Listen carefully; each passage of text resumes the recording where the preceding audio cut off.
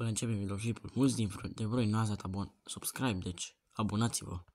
Bună ziua, tată, lumea, sunt cu Cristi aici, un prieten de-al meu de pe TikTok și astăzi explorăm Fostul Plus Lidl și data trecută am explorat Corasa în Plața Coapei și acum hai să mergem la Lidl Fostul Plus. Nu uita să-i dați și lui un follow pe TikTok. O să-i dau poza, o să pun poza aici și acum hai să mergem. Da, te cred.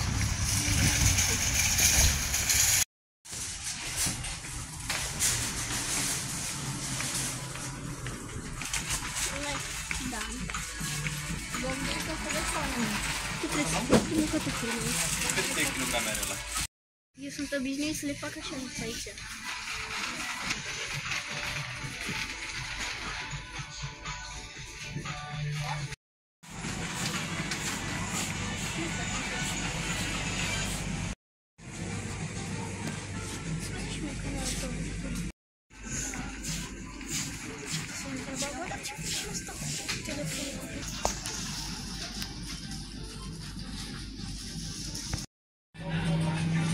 Ce?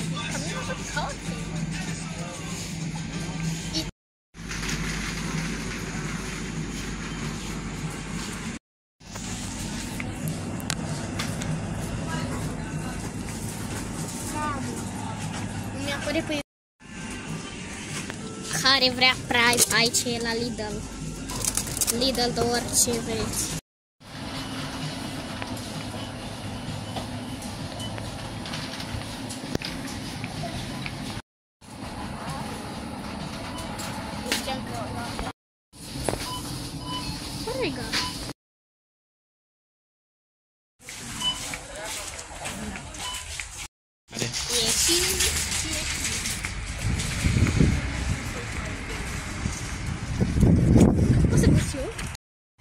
Cam ăsta a fost turul nostru la Fostul Plus. Nu uitați să dați și voi un follow la Cristi, Prime-ul nostru în mână, și ne vedem altă dată. Adios!